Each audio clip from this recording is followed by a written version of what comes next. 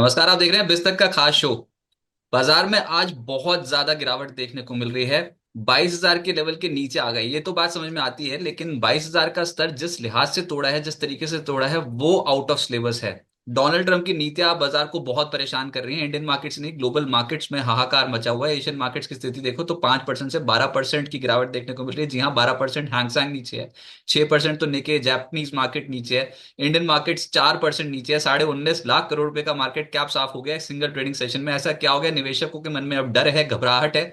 तो इसी दुविधा को सुलझाने की कोशिश करेंगे, सारे सवाल जानने की कोशिश करेंगे। और सुनील सुब्रमण्यम जी हमारे साथ मौजूद हैं। उनसे बेहतर कौन बताएगा मार्केट की स्थिति में अभी ऐसी स्थिति में क्या करना चाहिए। सुनील जी, नमस्कार। बहुत नमस्कार। स्वागत है आपका पुस्तक पे। थैंक यू, थैंक यू, धन्यवाद। धन्यवाद। सर बचा लीजिए, अगर बचा सकते हैं तो कुछ ऐसा, कुछ जड़ी बूटी, कुछ ऐसा जिससे बाजार की स्थिति ठीक हो जाए। ये ऐसी, इस लिहाज की बिकवाली क्या ये आपने एक्सपेक्ट की थी सर? देखिए, देखिए, ट्रम्प के ट्रम्प के अनाउंसमेंट के के पहले पहले तो नहीं, क्योंकि क्योंकि इतनी इतनी एक एक गंभीर गंभीर स्टांस स्टांस लेंगे लेंगे और और उसके उसके ऊपर ऊपर अपना अपना ये बैठ के बैठ के रहेंगे ना, रहेंगे ना, बिना बिना हिले। हिले। ये ये नहीं नहीं डिबेट किया वेट किया था। था। और और सेकंड सेकंड बात बात यह है ये है, कि शायद शायद अमेरिकन अमेरिकन इन्वेस्टर्स इन्वेस्टर्स यानी यानी एफआईआई जो एफआईआई जो इंडिया में भी इंडिया में भी इन्वेस्ट निवेश करते हैं, करते हैं, उन्होंने भी उन्होंने भी एंटिसिपेट नहीं एंटीसिपेट किया नहीं था। किया। तो भले मेरी सोच को अलग छोड़िए, जो पैसे वाले हैं जो कर रहे हैं वहां पे निराशा हो गई, क्योंकि उन्होंने सोचा कि ट्रम्प एक बिजनेसमैन के होने के नाते कुछ एक मिडवे पॉइंट को चुनकर वो अपना काम आगे बढ़ाएंगे, राइट। मगर उन्होंने ऐसा नहीं किया। उन्होंने, उनकी नेगोशिएशन टैक्टिक थोड़ी अलग है कि मैं बहुत एक एक्सट्रीम पोजीशन ले लूं और उसके बाद देखे जाएंगे। मगर क्या है कि बाकी के देश आज उस स्थिति में नहीं है कि वो अमेरिका की सुपीरियरिटी को मानकर, अच्छा हाँ जी हाँ जी हुजूर, सलाम, आप जो कह रहे हैं हम वो करेंगे, ऐसा नहीं है। कुछ लोग, देश ऐसे हैं जो काउंटर अटैक भी कर रहे हैं। तो इसके कारण जो एक ग्लोबल फियर्स की बात हुई ना, तो इसमें आई थिंक एफआईआईएस की मेन स्टोरी ये एफआईआईएस की है, अपनी डीआईएस की बात नहीं है ये एफआईआईएस की बात में अभी क्या है कि इतना ग्लोबल अनसर्टेनिटी क्रिएट किया है। तो मान लीजिए 2008 का जीएफसी, 2020 का कोविड, और ये तीसरा हादसा है जो उस तरफ से एक वर्ल्ड की जो इकोनॉमिक स्थिति है उसको हिला सकती है। और पहले जो चीजों में, जो नहीं, ग्लोबल फाइनेंशियल क्राइसिस लीजिए या फिर कोविड लीजिए, दुनिया एक साथ थी उस स्थिति को मैनेज करने में। एक दूसरे के देश एक दूसरे को सपोर्ट कर रहे थे। इंडिया ने वैक्सीन बनाया, बाकी सबको भेजा, या ग्लोबल में लिक्विडिटी किया, तो हर एक ने एक एक का साथ दिया। अब वो ग्लोबल ट्रेड ऑर्डर को तोड़ रहे हैं। तो अब एक नया फॉर्मेशन बनना है, क्योंकि चीन ऑलरेडी अपनी तरफ से बहुत अग्रेसिव अटैक कर रही है, कनाडा बहुत अग्रेसिव अटैक कर रही है, जापान थोड़ी लेस अग्रेसिव है, और जर्मनी भी है। तो ये सब मेरा मानना है कि ये थोड़े बड़े देश है, जिनका ऐसा नहीं कि आप फू करके उनको निकाल सकते हैं। तो इस हालत में ये नई जो एक चर्न जो कहते हैं ना, एक चर्निंग हो रहा है, और वो चर्न से बाहर कैसे, किसी हालत में कैसे निकलेंगे, ये कंफ्यूजन है। तो इसलिए अभी एफआईएस कौन से भी मार्केट में डालने के लिए डर रहे हैं, क्योंकि पता नहीं है न्यू ग्लोबल ऑर्डर कैसा बनेगा। तो ये अनसर्टेनिटी का मेन चीज है। अल्टीमेटली ट्रम्प बैक डाउन करेंगे, चीन बैक डाउन करेगा, एक गठबंधन हो जाएगा। बट प्रॉब्लम क्या है कि matters can get worse before they get better, क्योंकि हर पार्टिसिपेंट इस नेगोशिएटिंग में पहले अपना स्थिति को मजबूत बनाकर नेगोशिएटिंग टेबल पे एक मजबूत स्थिति से आने की कोशिश कर रहा है, राइट। तो अब क्या है कि हर एक वो अपना एक काउंटर अटैक कर रहा है। फिर देखेंगे कि मैं कौन सा वापस लूंगा, कौन सा नहीं लूंगा, वो बाद में हम बताएंगे। तो ऐसी हालत में ये अनसर्टेनिटी मार्केट को बहुत हानिकारक हो रही है। मतलब सभी के सभी पुष्पा बनने की कोशिश कर रहे हैं, यानी कि कोई झुकेगा नहीं ऐसा। इतनी जबरदस्त तरीके से ट्रेड वॉर छेड़ दी है। अब जैसे चाइना ने भी लगा दी ना 34% के एक्स्ट्रा टैरिफ यूएस के करेक्ट। ऊपर। तो सर ये ट्रेड वॉर कितना एस्केलेट हो सकता है? ये तो हमने पहली बार लाइफ टाइम में देखा है। इनफैक्ट आपने भी पहली बार देखा होगा। क्यों किया डोनाल्ड ट्रम्प ने? क्या उनको नहीं पता था कि इसका रेपरकशन क्या होगा? फाइनेंशियल मार्केट्स हिल सकती हैं, across the board asset classes हिल सकती हैं, निवेशकों को भारी नुकसान होगा। उनको कोई बहुत ज्यादा कमेंडेबल कमेंट्स, अच्छे अच्छे कमेंट्स नहीं मिलेंगे। दुनिया उनकी तरफ देख रही होगी, भैया ये क्या कर रहे हो। सब उनको एक तरीके से गलत साबित करने में लग जाएंगे। ये सब तो पता था डोनाल्ड ट्रम्प को, क्यों किया उन्होंने ऐसा, एक आदमी पूरे फाइनेंशियल सिस्टम को हिला के रख दिया उन्होंने। देखिए उनके पास चॉइस नहीं था। ये मेरे ख्याल है कि ये उनको सबको सब पता था कि ऐसा होने वाला है। उन्होंने डेलिबरेटली किया है उसको। इतना आसानी से हमने किया नहीं सकते हैं कि ये मिस्टेक कर दिया, नहीं। उनको क्या है कि आप एक मिनट सोचिए इसमें कि उनकी स्थिति क्या थी। क्या है कि एक वो बिजनेसमैन है, तो बिजनेसमैन ऑलवेज अपने एंड गोल के ऊपर ये रखता है। और उसको पता है कि जितना एक कठिन एंड गोल है, राइट, उतना एक मुसीबत के रास्ते से चलकर ही हम वो उस गोल के अंदर पहुंच सकते हैं, ये क्लियर है।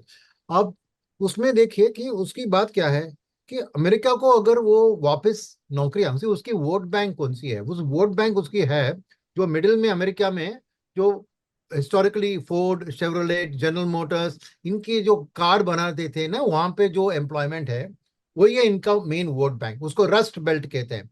तो अमेरिकन मैन्युफैक्चरिंग को रिवाइव करने की कोशिश में, मगर उनके सामने स्थिति साबित क्लियरली है, क्या है वो, कि अमेरिका का जो कॉस्ट ऑफ मैन्युफैक्चरिंग है बहुत हाई है, इसीलिए बाहर गए नौकरियां चाइना में या इंडिया में या कनाडा में कहीं पे से। तो उसको रिवर्स करना है तो एक शॉक ट्रीटमेंट तो देना पड़ेगा ना। अब स्थिति क्या है इसका, ऐसा नहीं कि अभी अमेरिकन कॉस्ट ऑफ मैन्युफैक्चरिंग घटने वाला है। ये कभी नहीं हो सकता कि अमेरिका एक चीफ प्रोड्यूसर होगी जो कि अपने ओन लोगों को सस्ते में प्रोडक्ट्स दिलवा सकती है, करेक्ट। तो अब सोचिए उनके उनके सीट में आप जाके बैठिए और सोचिए, अब मेरे को अमेरिका में रिवाइव करना है मैन्युफैक्चरिंग, क्या करना है? अब हाई कॉस्ट अमेरिकन प्रोडक्ट्स जो मैन्युफैक्चर होते हैं उसको एक्सपोर्ट ही करना है ना। यानी अपने देश में भी अमीर लोग खरीद सकते थे, दैट इज अमेरिका में भी जो महंगी प्रोडक्ट्स, क्योंकि अमेरिका जो भी प्रोडक्ट बनाती है महंगी होगी, क्योंकि उनके, मैं बताता हूँ, manufacturing labour cost per hour America में है $30 पर आवर, चाइना में है 4.25, इंडिया में है 1.5, 1.5 to 1.6।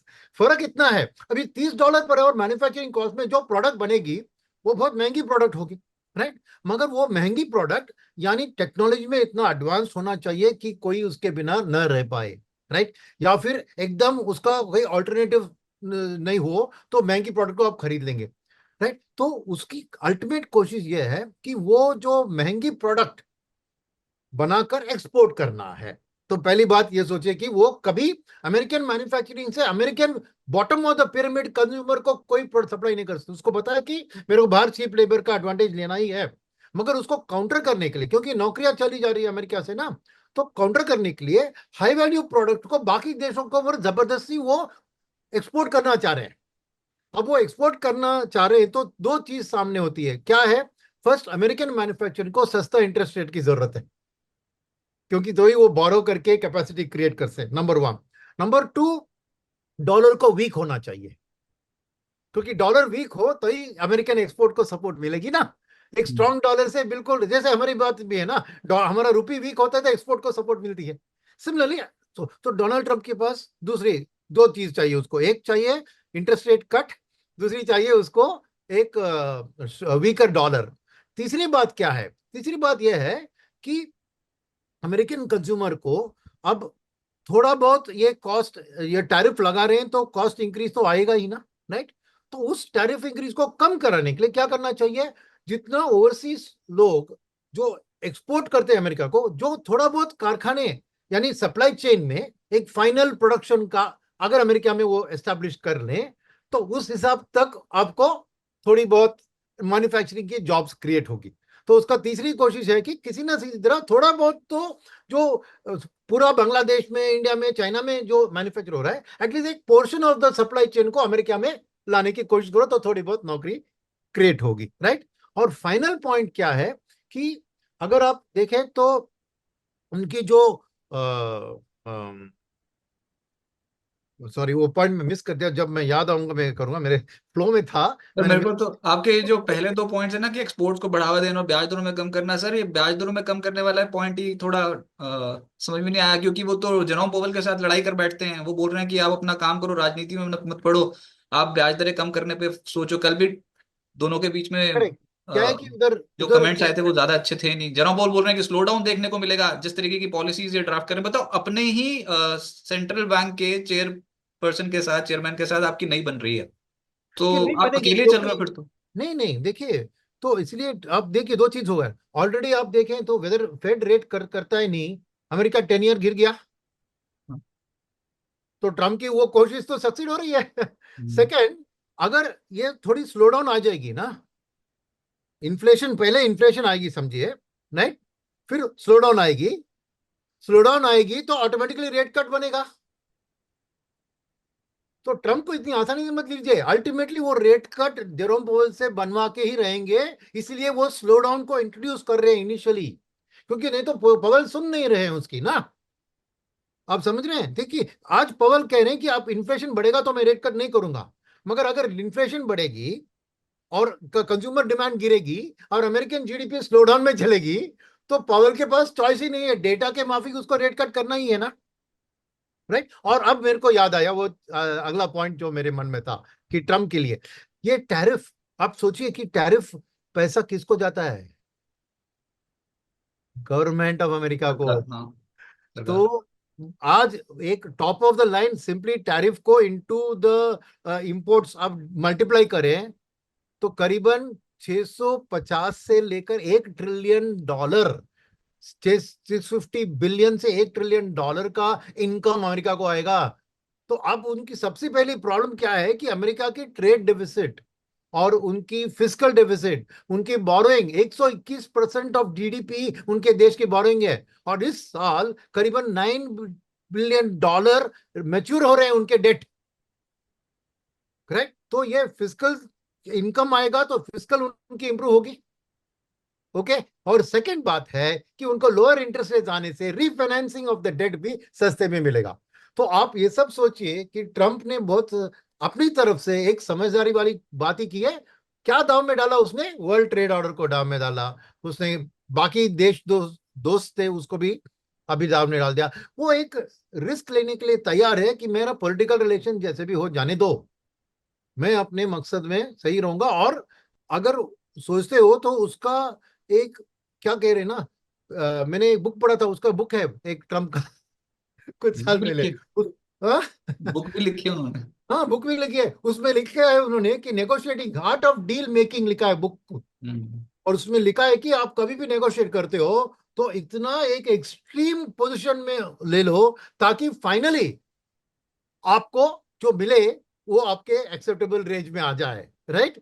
तो ये हम करते हैं ना अपने आलू प्याज वाले से, वो बोलता है कि 100 रुपए आलू, हम पूछते हैं 20 रुपए में और फाइनली 60 रुपए में हम डील करते हैं ना, जो हम रोज में करते हैं वही। तो मेरा मानना है कि ये ट्रम्प डेलिबरेटली कर रहे हैं, और ये उन्होंने पूरा एंटिसिपेट किया है कि चीन ऐसे करेगी और कनाडा ऐसे करेगी।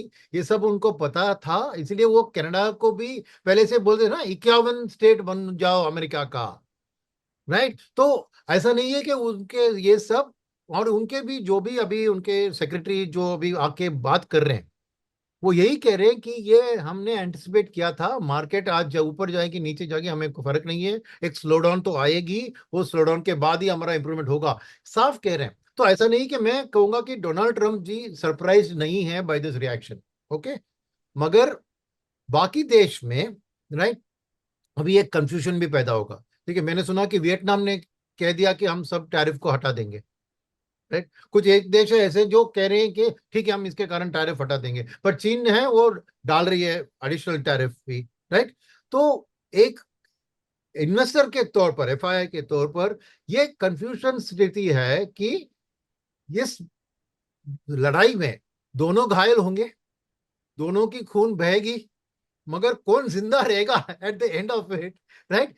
अभी हार्ड टू से, बिकॉज चीन को आप इतना लाइटली नहीं लेने का। चीन बहुत मजबूत है, और चीन के पास, जापान के पास, जर्मनी के पास, इनके पास सबसे बड़ी ताकत क्या है पता है? एक है कि वो अमेरिकन डॉलर सिक्योरिटी जीसेक में बहुत निवेश किया है, तो उसको पुल आउट करेंगे तो फंडिंग मिलना अमेरिका के लिए, क्योंकि अमेरिका की जो फंडिंग, फिजिकल डेफिसिट की फंडिंग होती है वो पूरा वर्ल्ड करता है।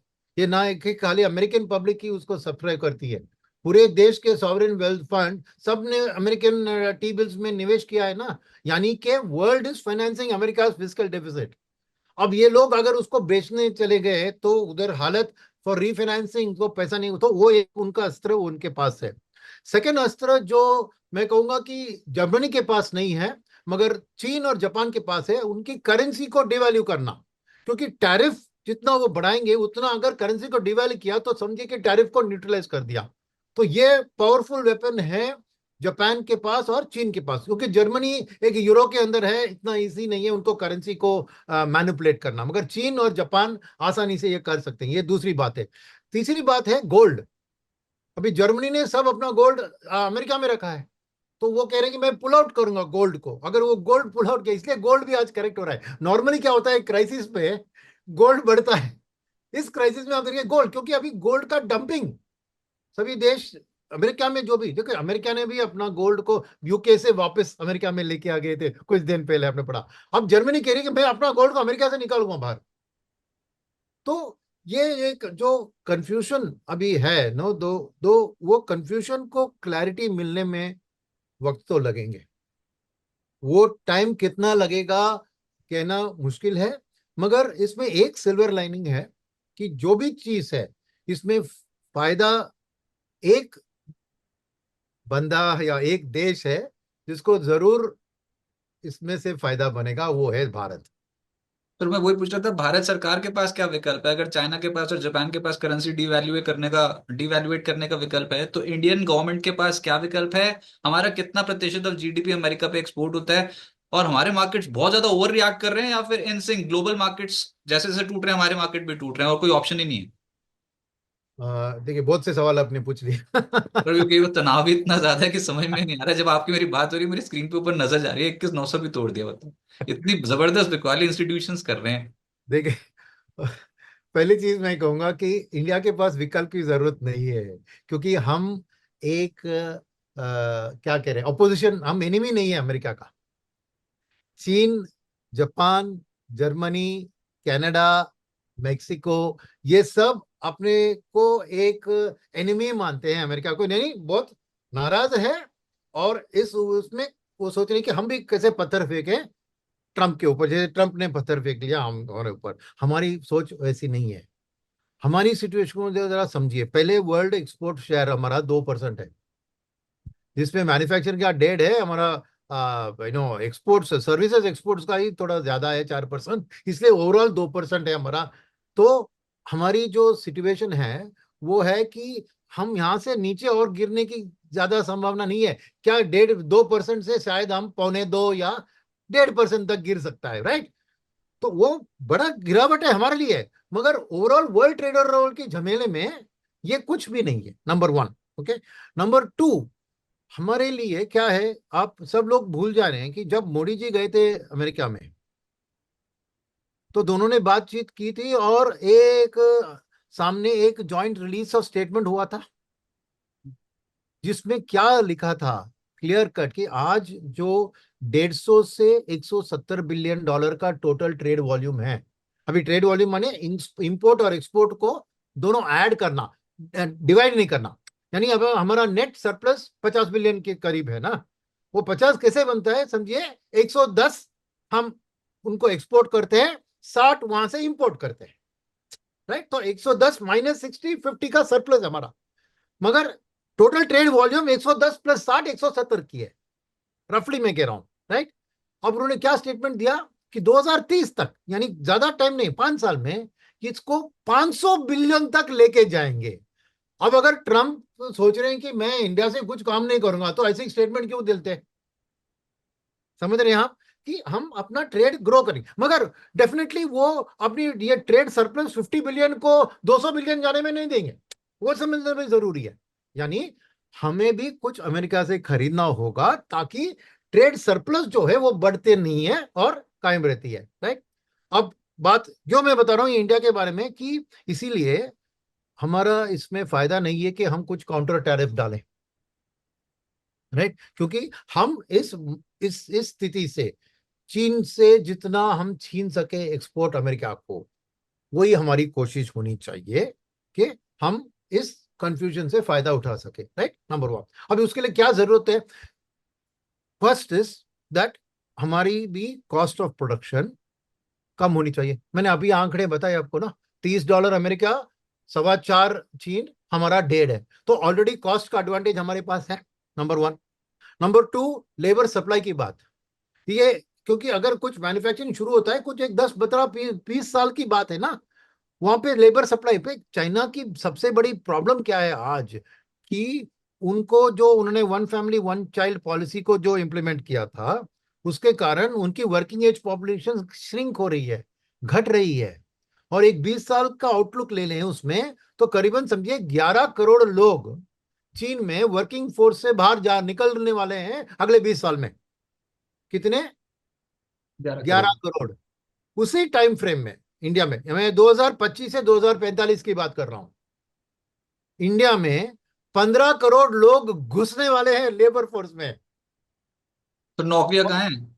हाँ, इतनी नौकरियां सरकार पैदा नहीं कर पाती, बहुत सारे लेकिन इफ्स एंड हाँ, बट्स हैं इसीलिए इसमें। मैं कह रहा हूं कि हमें चॉइस ही नहीं है, किसी ना हम्म। किसी हालत में हमें अमेरिका को एक्सपोर्ट करना ही होगा। लेबर ओरिएंटेड मैन्युफैक्चरिंग करके ही हमें करना होगा। इसलिए मैं बता रहा हूँ, ये सिचुएशन की गवर्नमेंट के हाथ बंधे हुए हैं। हम जाके अभी विरोध में नहीं रह सकते अमेरिका के। हमारी जरूरत है कि किसी हालत में इनको नौकरियां दिलवाएं, राइट। मगर ये लेबर सप्लाई अमेरिका की आंखों से देखो कि एक 20 साल के लिए एक लेबर सप्लाई की अवेलेबिलिटी है।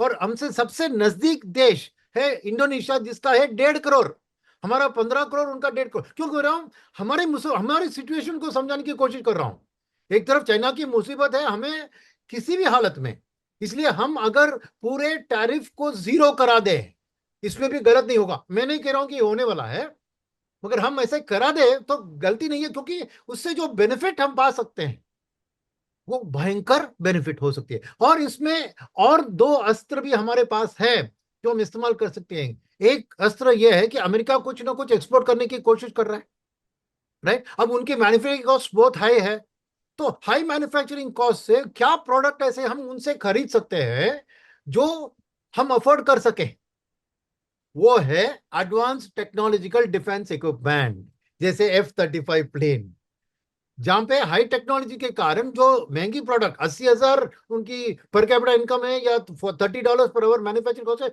फिर भी वो हाईटेक प्रोडक्ट है जो कोई और नहीं बनाता है। तो अगर हम गठबंधन में एक बायलैटरल ट्रेड एग्रीमेंट, जो ऑलरेडी बातचीत चल रही है हमारे दोनों देश के बीच, राइट, जो अगले 3 4 6 महीने में कंक्लूड हो जाएंगे, उसमें अगर हम कमिट करते हैं कि हम high and defence equipment America से खरीदेंगे, तो एक तरफ से वो ट्रेड वैल्यू इंक्रीज हो रहा है अमेरिका से कुछ प्रोडक्ट खरीद के, एक नंबर वन। और नंबर टू, इससे भी बेहतर एक चीज है जहां पर लेबर कॉस्ट ऑफ मैन्युफैक्चरिंग नहीं आता है, मगर और प्राइस भी इसका इंटरनेशनली डिटरमिन होता है, वो है कच्चे तेल। कच्चे जो तेल या तेल वो नेचुरल बनाए वो गैस। भी हम खरीदें, जो वो डिफेंस इक्विपमेंट बनाए वो भी हम खरीदें। वेट वेट वेट, तो क्योंकि हम ऑलरेडी 80% से ज्यादा हमारे इंपोर्ट करते हैं, आज हम Saudi Arabia, Russia, Venezuela, Iran, इन देशों से खरीद रहे हैं। तो हम्म। हमको उसको स्टॉप करके या कम करा के, अगर हमने अमेरिका से कमिट कर लिया कि, क्योंकि अमेरिका अभी ड्रिल बेबी ड्रिल में, ट्रंप अपने पुराने तेल के जो वेल्स बंद हुए थे, कुएं, उसको खुला रहे हैं और ऑयल को तो वो एक्सपोर्ट हम करें तो सर पर वो हमारी अमेरिका तेल हमको महंगा मिलेगा, हमको रूसी तेल नहीं, सस्ता मिलता है वो हमको। इंटरनेशनल प्राइसेस है भैया। अरे इतनी दिन से रशिया थोड़ी डिस्काउंट में दे रही थी, अब वो डिस्काउंट भी बंद हो गया, बताए ना आपको, क्योंकि हाँ। वो बायलैटरल ट्रेड में रशिया डॉलर में पैसा नहीं ले सकती, तो वो इंडिया में रुपी में खरीद रही थी, वो उनका भी भर भर के रुपी का बैलेंस हो गया। तो अभी रशिया भी कह रही है कि मैं आपको नहीं चाहिए, मैं रुपी में नहीं लूंगा। ओके, तो तेल का दाम आप देखिए, it's an internationally fix price. America अलग ट्रेड का दाम फिक्स नहीं कर सकते हमारे लिए, तो महंगा नहीं ज्यादा होगा। नहीं, थोड़ा 5% की बात उठाइए, उसमें प्रॉब्लम नहीं है, मगर ज्यादा महंगा नहीं होगा। मगर अगर थोड़ी भी महंगी हो गई ना, फिर भी परवाह नहीं। क्यों?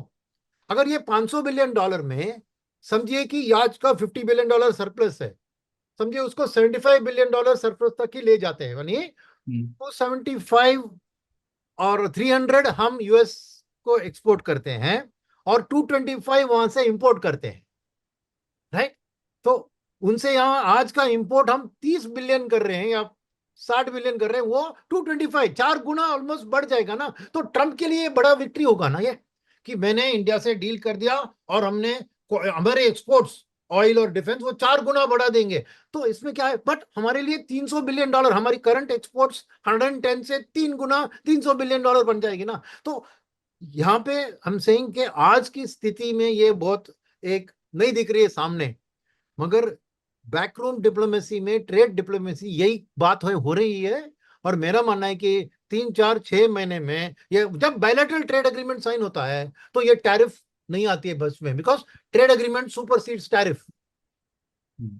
अभी इसका एविडेंस है कि यूएस मेक्सिको कनाडा का एक अरेंजमेंट है, यूएसएमसीए कहते हैं उसको, ओके, जो बहुत सालों से चल रहा है। जिसके ऊपर वो भी टैरिफ लगा दिए थे, तो उसी के तहत जो गाड़ियां बनती थी उनको थोड़ा रिलैक्सेशन दे दिया था कुछ महीने के हाँ लिए वही, कि हाँ क्योंकि इसके ऊपर उन्होंने बोला टैरिफ कि अभी बाद जो में लगेगा। जो प्रोडक्ट्स उसके अंदर आते हैं उसको टैरिफ नहीं लगाएंगे। हम्म। जैसे कि हाँ, दो के एक बायलैटरल एग्रीमेंट था वो, हम्म। वैसे ही हम इंडिया और यूएस अगर एक बायलैटरल एग्रीमेंट साइन करते हैं तो ये टैरिफ शैरिफ का चक्कर छोड़ो। तो अगर बात होती, तो मेरा ख्याल है कि बहुत से क्लूज है आज कि भारत थोड़ी समझदारी से इस मामले में अगर हम बिहेव करें और उनके साथ डील करें, हम इसमें से एक विनर निकल सकते हैं कुछ दिनों में। बट मार्केट की आप बात ने प्रश्न पूछी, तो मैं अभी मार्केट पूछ में रहा हूँ ना, मैं प्रॉब्लम वही क्या तो पूछ रहा हूँ कि वो डोनाल्ड ट्रम्प बोल रहे हैं कि जो शेयर मार्केट में गिरावट आई है अमेरिका में, जो वो ऊपर के मैग्निफिसेंट सेवन टूट गए हैं, जो हर दिन 1 1 लाख करोड़ यूएस डॉलर की मार्केट कैप साफ हो रही है ऊपर वालों की, 7 कंपनियों की, तो वो बोल रहे हैं इस गिरावट में विदेशी ताकतों का हाथ है।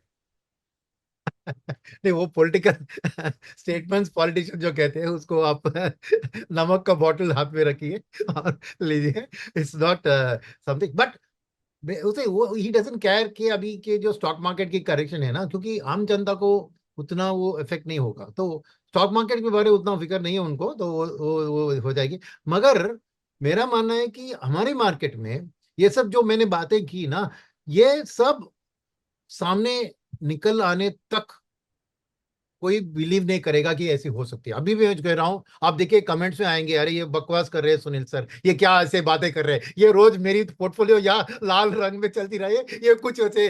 तो ऐसे ही कोई बिलीव नहीं करेगा, मगर आपको थोड़ी ठंडे दिमाग से सोचेंगे कि फ्यूचर क्या है, क्योंकि इंडिया जरूर इसमें काउंटर टैरिफ या ऐसी बातें नहीं करने वाली। हम इसमें हमारा, क्योंकि मोदी गवर्नमेंट के पास सबसे बड़ा मुद्दा क्या है, एम्प्लॉयमेंट जनरेशन।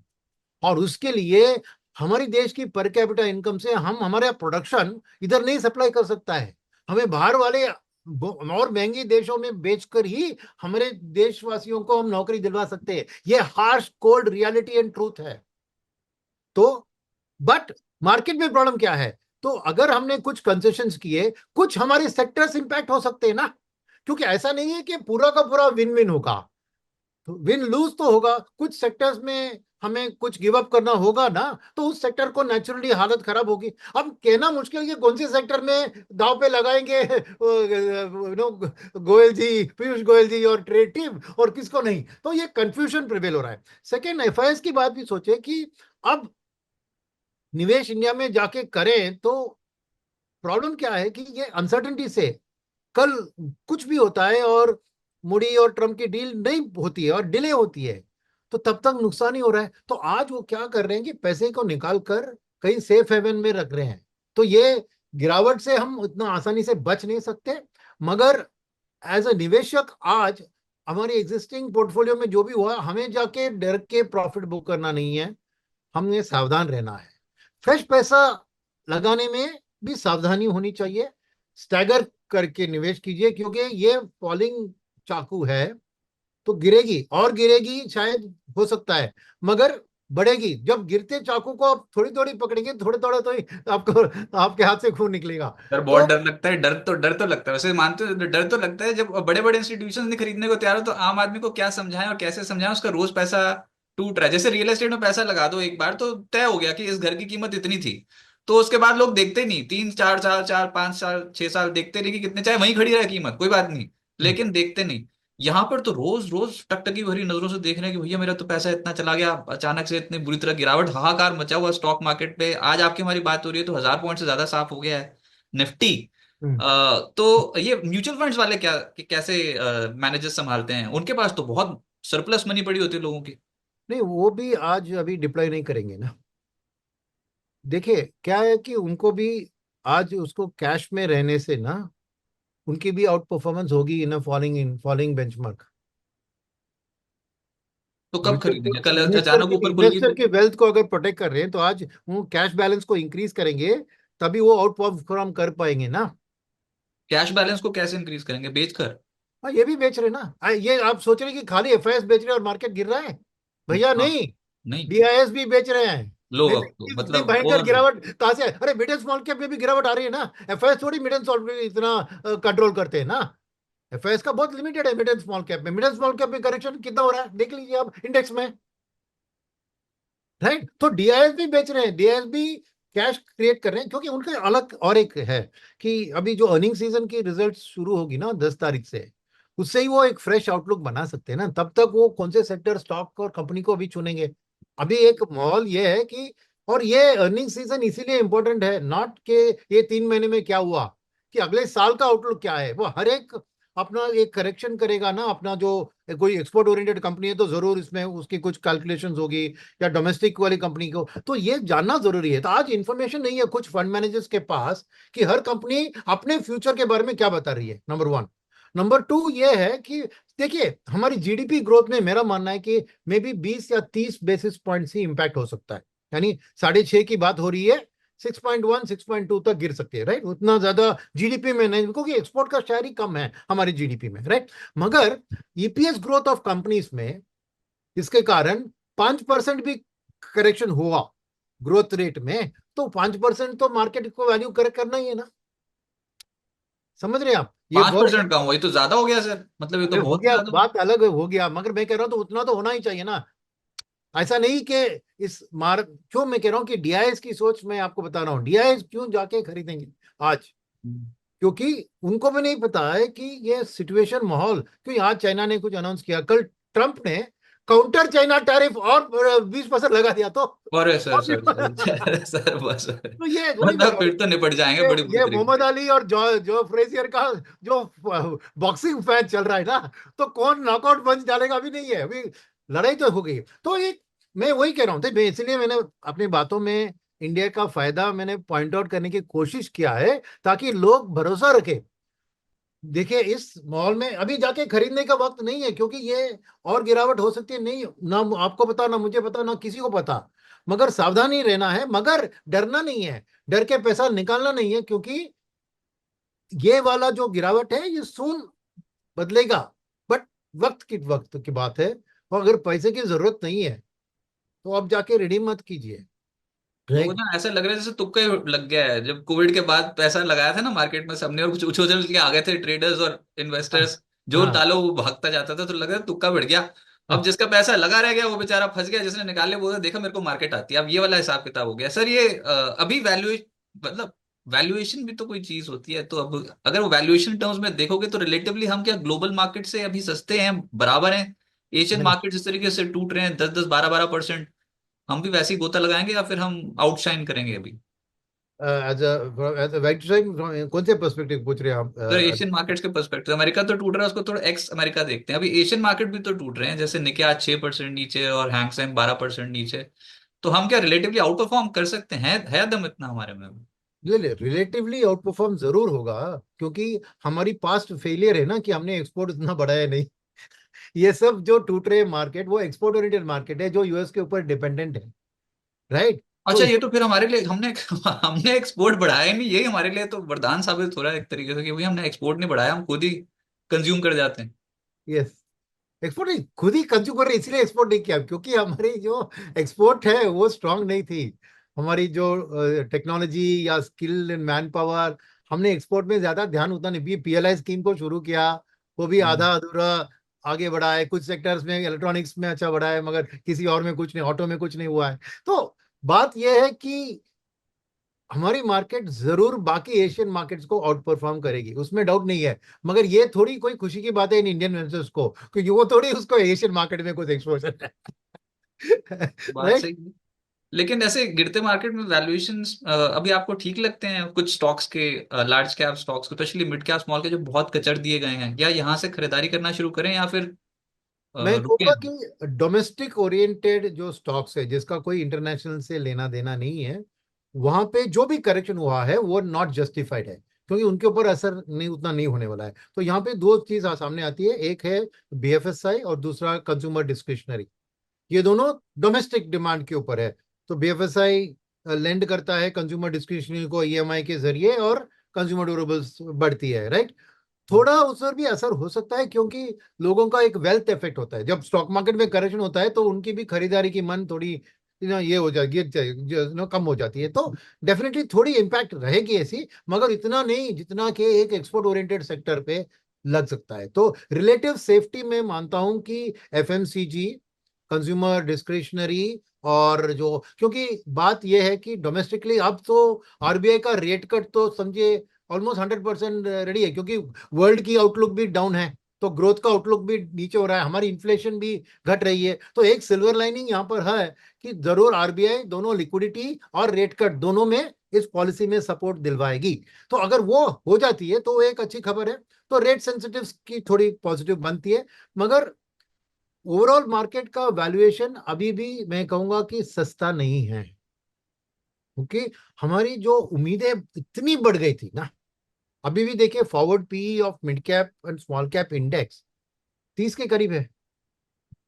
30 के करीब होना माने अगले 3 3 साल के लिए 30 30% पर एनम ग्रोथ प्रॉफिट में। अभी भी लार्ज कैप में, जैसे आपने कहा, लार्ज कैप में थोड़ी ये है, मगर उसमें प्रॉब्लम क्या है कि आईटी सेक्टर एक सिग्निफिकेंट है, और आईटी की हालत बहुत बुरी है, हाँ, क्योंकि ये आईटी में पूछने वाला था सर, गाइडेंस दे पाएंगे? जैसे आप बता रहे थे ना, कंपनीज क्या बोलेंगी आके इस नतीजों के बाद, तो आईटी वाली कंपनियां गाइडेंस दे पाएंगी या फिर मिस कर देंगी इस बार क्वार्टर फोर का गाइडेंस जो नेक्स्ट फिस्कल के लिए वो देती है? नहीं नहीं, वो इस बार कहेंगे कि वेट एंड वॉच। वो अपना ये क्या हुआ फिर? तो वो मार्केट। डेफिनेटली, बिकॉज उनको ही, उनके कस्टमर ही उनको नहीं बताएंगे कि हम अगले साल क्या करेंगे ना। हम्म। उनको कहां से आता है अपनी फ्यूचर ऑर्डर बुक? एक कस्टमर की आउटलुक से होता है, कस्टमर की आउटलुक की उधर, क्योंकि क्या कह रहा हूं, उधर आईटी सेक्टर का प्रॉब्लम ये है, ना ही जस्ट कि ये वो एक स्लो डाउन की बात है। उधर क्या है कि ट्रंप ने धमकी दी है अपने डोमेस्टिक कंपनीज को कि ये टैरिफ के वजह से आप कंज्यूमर को पास ऑन नहीं कर सकते अपना कॉस्ट इंक्रीज। समझ रहे हैं? यानी उनको ऑब्जर्व करना पड़ेगा कुछ हद तक, इस कॉस्ट टैरिफ की इंक्रीज को अमेरिकन कंपनीज को ऑब्जर्व करना पड़ेगा। तो उनकी ईपीएस, तो उनकी जो ईपीएस की आउटलुक अगर थोड़ी स्लो डाउन हो रही है, तो वो आईटी जैसे खर्चा जो एक इन्वेस्टमेंट के तौर पर होता है, जो मल्टी ईयर में उनका बेनिफिट होता है, इसी साल में जो आईटी में उन्होंने कुछ भी ट्रांसफॉर्मेशन किया, उसका बेनिफिट इमीडिएटली नहीं दिखेगा ना, एक लॉन्ग टर्म। मगर अब शॉर्ट टर्म की उनकी सोच ज्यादा है, शॉर्ट लॉन्ग टर्म की कम। तो मेरे ख्याल में इंडियन आईटी कंपनीज भी एक क्लैरिटी से गाइडेंस नहीं दे पाएंगे इस बार, क्योंकि उनके कस्टमर के पास वो क्लैरिटी नहीं है। हम्म। तो एक वो होगा कि हम गाइडेंस अभी स्किप करते हैं, अगले क्वार्टर में गाइडेंस देंगे, ऐसा भी हो सकता है। सर, इस साल के लिए कुछ लेवल्स, मतलब लेवल्स तो आप नहीं बताओगे मार्केट पे, लेकिन हम बहुत बुरी स्थिति में हैं। ये ऊपर कहाँ तक मैक्सिमम जा सकते हैं निफ्टी पे? अभी हम छोड़ा है फिर से वो 22,800 वाला जोन, सॉरी 23,800, 22,800 निकल गया मुंह से, बताओ। 23,800 वाला जोन, 2,000 पॉइंट्स करेक्ट हो गए एक हफ्ते के अंदर अंदर, मतलब इतनी बुरी बिकवाली देखने को मिल रही। तो जाएंगे ऊपर, नहीं जाएंगे ये सब इस साल छोड़ दें, मतलब उम्मीद की ऊपर जाएंगे तो धीरे धीरे करके एक्यूमुलेट कर लेंगे 1 1.5 साल, कि चलो रिटर्न नहीं आए तो कुछ उम्मीद है कि 1 1.5 साल बाद पैसा बनना शुरू हो जाएगा। बिल्कुल, वो उम्मीद जरूर रख सकते हैं मेरे ख्याल में। देखिए, ये बायलैटरल ट्रेड एग्रीमेंट जब भी पब्लिकली डिस्कस होता है ना, डेफिनेटली उसमें इस टाइम में इंडियन मार्केट में एफआईआई फेवरेबली आके निवेश करेंगे। ओके, क्योंकि ये ग्लोबल स्लोडाउन की बात क्या होती है, देखिए अमेरिका, यूरोप, इन सब का ना ऐसी मुसीबतों से डील करने का एक ही रास्ता होता है, रेट कट करो और क्यूई करो। अब जब वो करते हैं, उनकी कोशिश होती है कि ये पैसा जाके उनके इकोनॉमी को रिवाइव करे, मगर पार्टिसिपेंट जो होते हैं, मार्केट पार्टिसिपेंट, उस पैसे को लेकर जहां पे उनको ग्रोथ दिखती है उस मार्केट में डाल देते हैं। तो उस हालत में ये बायलैटरल ट्रेड एग्रीमेंट शायद, और वहां पे भी एक रेट कट और क्यूई का माहौल जब आता है इंडियन स्टॉक मार्केट के लिए, मैं कहता हूं कि जरूर आपको एफआईएस की वापसी दिखेगी। क्या है कि मैं टाइम से एग्जैक्टली आपको नहीं बता सकूंगा, क्योंकि ये ट्रेड एग्रीमेंट भी इतनी आसानी से कंक्लूड होगी या ट्रम्प और भी उसको खींचेंगे ताकि extract more concession from India, पता नहीं ना। ये भी, वो भी अच्छा नेगोशिएटर है और हम भी नेगोशिएट, मगर पोजिशन किसका स्ट्रांग है? अनडाउटेडली अमेरिका का स्ट्रांग है ना, कंपेयर टू अस। तो मेरा एक ऑप्टिमिस्टिक व्यू है कि अगस्त सितंबर के अंदर ये ट्रेड एग्रीमेंट फाइनलाइज होकर पब्लिक हो जाएगा। ओके, तो अगर वो हो जाता है तो आज हम ऑलरेडी अप्रैल में हैं, तो 4 महीने की बात है। तो वो पब्लिक होता है, तो डेफिनेटली वर्ल्ड की एलोकेशन में, और डेफिनेटली एक लॉन्ग टर्म एवरेज की कंपैरिजन में वैल्यूएशन देखे तो सस्ते बन गए। ओके, मैं क्लैरिफाई करता हूँ, एक लॉन्ग टर्म एवरेज से आज सस्ते हैं। प्रॉब्लम क्या है इसमें, दो, कि रिलेटिव वैल्यूएशन की बात होती है कि मार्केट, बाकी मार्केट भी करेक्ट हो बाकी रही है, मार्केट। तो रिलेटिव मार्केट वैल्यूएशंस की बात ऑब्जर्व करनी चाहिए, वन। सेकेंड, अभी जो ईपीएस ग्रोथ में जो एक कटौती आएगी सभी कंपनियों की, बिकॉज ग्लोबल स्लो डाउन का इम्पैक्ट सबके ऊपर कुछ आएगा, तो उस हिसाब से वैल्यूएशन फॉरवर्ड बी को कंपेयर करने से क्या ये महंगी है, सस्ते? अब ये क्वार्टर की जो अर्निंग्स रीजन आएगी उसमें जो गाइडेंस बनेगी अगले साल के, वो तभी आपको क्लैरिटी मिलेगा कि क्या ये वैल्यूएशन सस्ते है कि नहीं। क्योंकि मार्केट गिर गई है, अगर ईपीएस उससे भी ज्यादा गिरती है तो सस्ता नहीं हुआ ना। तो एक एक वैल्यूएशन के बार और ये फॉरवर्ड, कैसे बनाते फिर, ये फॉरवर्ड वाली वैल्यूएशन कैसे बनाएंगे company sir, mutual fund houses कैसे बनाएंगे फॉरवर्ड फॉरवर्ड गाइड, जब है ही नहीं, बेस ही नहीं है, आगे जाने का कुछ प्रोजेक्शन ही नहीं लगा सकते, तो कैसे लगाएंगे वैल्यूएशन अगले नहीं साल नहीं, के वो लिए? खाली मैंने आईटी कंपनी के बारे में कहा क्योंकि वो अच्छा, बाकी। डिपेंडेंट है। बाकी पूरी मार्केट के ऐसा नहीं है कि वो फ्यूचर का कुछ पता ही नहीं है, खाली आईटी की एक स्पेसिफिक चीज थी उधर, राइट, क्योंकि वो इंटायरली डिपेंडेंट ऑन वो बायर्स की बात है। बाकी के जो कंपनियां हैं वो थोड़ी डेफिनेटली अपने फॉरवर्ड गाइडेंस को कम कराएगी, क्योंकि सब लोग एक डिस्काउंट फैक्टर ग्लोबल ट्रेड का फैक्टर करेंगे। और म्यूचुअल फंड मैनेजर और एनालिस्ट का यही काम है ना, कि हाँ। कंपनी गाइडेंस दे या ना दे, उनको तो अपने प्रोजेक्शन के मॉडल के लिए एक डालना ही है ना। उसके बगैर तो वो फिर कुछ नहीं कर सकते। हर यस। एक का एक डिस्काउंटेड कैश फ्लो का एक मॉडल होता है ना, तो कैश फ्लो प्रोजेक्शन करके ही उसको डिस्काउंट कर सकते हैं ना।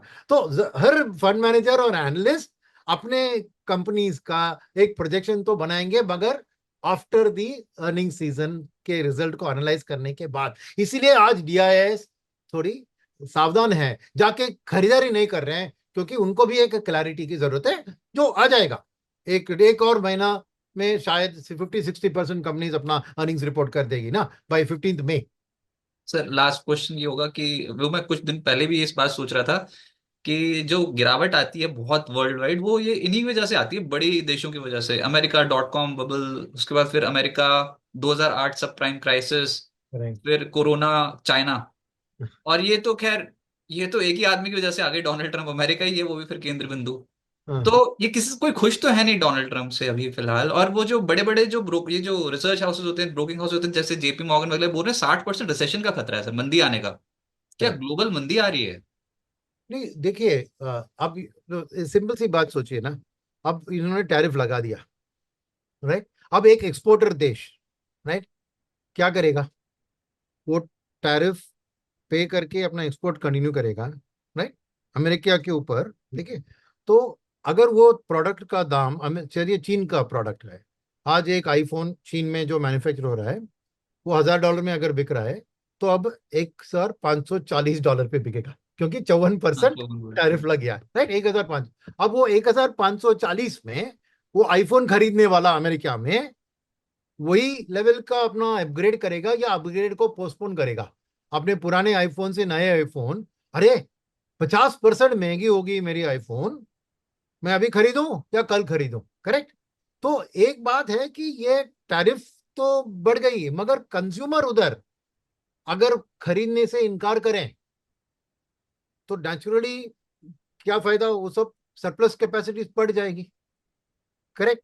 तो स्लो डाउन अवॉइड करना बहुत मुश्किल है, बिकॉज इतनी 50%, और चाइना का तो 400 20% प्लस 34% है सर, मतलब 34% ही महंगा होगा, 20% तो पहले से ही टैरिफ था चाइना के ऊपर। टैरिफ पहले मैंने after Trump came to power भैया, अच्छा, आफ्टर तीन कम। महीने हाँ, अभी उन्होंने उससे पहले पहले 20 लगाया था और अब 34 लगा दिया, ऐसा करा है ना? पहले 20 था ना, 20 हाँ, कब हुआ? ट्रम्प के आने के बाद। हाँ वही, तो उस हम्म। पीरियड में हो गया ना। नहीं, मेरा क्या है ना कि अमेरिकन कंज्यूमर ड्राइव करता है वर्ल्ड मार्केट को भैया, क्योंकि हम्म। पूरी सभी देश अमेरिकन कंज्यूमर के खरीदारी के ऊपर ही एक्सपोर्ट करके डिपेंड करते हैं। अगर वो कंज्यूमर ये पे करने के लिए तैयार नहीं है, तो नेचुरली डिमांड घटेगा, तो स्लो डाउन आएगी ना, राइट। तो ग्लोबल रिसेशन नहीं आएगी मेरे मानने में, क्यों? क्योंकि बाकी के देश के बीच में भी ट्रेड होती है ना, सब अमेरिका के डिपेंडेंट नहीं है, तो अमेरिका में डेफिनेटली स्लो डाउन होगी, और शायद रिसेशन भी आ सकती है। अभी 60% बोल रहे हैं, क्योंकि जैसे मैंने कहा, ट्रम्प अभी बैक डाउन करने के मूड में नहीं है। उन्हें पोजीशन इतना एक्सट्रीम ले लिया कि उनकी ईगो और उनकी पब्लिक सपोर्ट के लिए अगर वो बैक डाउन कर दिया तो लोग समझे यार ये फिर ये ठेकेदार है, ये कुछ वो नहीं है, तो वो कभी बैक डाउन नहीं करेंगे। वो तो अपना स्टैंड पे गंभीर रहेंगे, राइट। तो डेफिनेटली अमेरिका में मेरे को ज्यादा स्लो डाउन दिख रही है, पर बाकी देश के बीच में देयर गठबंधन कैन गो अप, राइट। तो एक ग्लोबल स्लो डाउन अभी 3.3% IMF का फोरकास्ट था वर्ल्ड ग्रोथ का, राइट। अभी रिसेशन माने वो 3.3 हो गया नेगेटिव नहीं, वो नहीं होगा, वही मैं कह रहा हूँ। रिसेशन माने 2 क्वार्टर के लिए नेगेटिव ग्रोथ, तभी रिसेशन होता है। ये रिसेशन शब्द सब आसानी से यूज करते हैं, मैथमेटिकली रिसेशन होता है जब 2 क्वार्टर के लिए नेगेटिव GDP ग्रोथ हो। उतना तो मैं नहीं देख रहा हूँ, स्लो डाउन तो जरूर दिख रहा है, मगर नेगेटिव ग्रोथ की बात मैं नहीं मानता हूं कि होगी, पर ग्लोबल स्लो डाउन तो होगी। और देखिए, अब ये नया वर्ल्ड ऑर्डर तो फॉर्म होना है ना, क्योंकि चाइना के पास इतना प्रोडक्शन कैपेसिटी है। अब उसने भी टैरिफ लगा दिया, तो अभी अमेरिका के प्रोडक्ट के ऊपर टैरिफ लगाया, क्या चाइनीज कंज्यूमर अभी 34% ज्यादा दाम लेकर और अमेरिकन प्रोडक्ट को खरीदने के लिए तैयार होंगे? नहीं, बिल्कुल नहीं। नहीं, तो चाइना में भी स्लो डाउन हो जाएगा ना। माने मुश्किल ये पड़ गई। सब वही ना। तो देखिए ना, दोनों अभी जाके मारा मारी कर रहे हैं, तो सर ये उनकी एक कई बस बार। एक लास्ट चीज बता दो, जैसे सब निवेशक जानना चाहते हैं, अगर सुनील सर को आज मतलब 10 साल के लिए पैसा लगाना हो तो वो लगाना शुरू कर देंगे आज से? बस ये लास्ट सवाल होगा, या फिर वो रुकेंगे अभी और देखेंगे कि क्या ट्रम्प की पॉलिसीज, या फिर सिस्टमैटिकली इन्वेस्टमेंट आज इसी पॉइंट से शुरू कर दो, कोई दिक्कत नहीं, बिल्कुल, आज से शुरू कर दें। बिल्कुल आज से शुरू कर दें, क्योंकि किसी ने परफेक्ट बॉटम पकड़ा नहीं है जिंदगी में। द बेस्ट फंड मैनेजर्स ने भी परफेक्ट बॉटम, क्योंकि मल्टीपल फोर्सेस इसमें इन्वॉल्व है। मेरा ख्याल है कि मेरे बीच का वाले मैंने जो इंडिया की इसमें एक सिल्वर लाइनिंग बताई ना, उसको मन में रखते हुए कॉन्फिडेंस रखेंगे, तो खरीदारी जो आज करेंगे वो सबसे फायदेमंद होगी आपको। मगर हिम्मत होनी चाहिए कि ये आज 10 रुपए डाला, वो कल 9.50 भी होता है तो मैं डरूंगा नहीं, क्योंकि वो डर के आगे जीत है। Right sir. Right Sunil sir, बहुत शुक्रिया आपका हमारे साथ जुड़ने के लिए, और मजा आ गया सर हर बार की तरह आपसे बात करने के लिए। बहुत बहुत शुक्रिया, और निवेशकों को कॉन्फिडेंस बढ़ाने के लिए बहुत बहुत शुक्रिया। Thank you sir.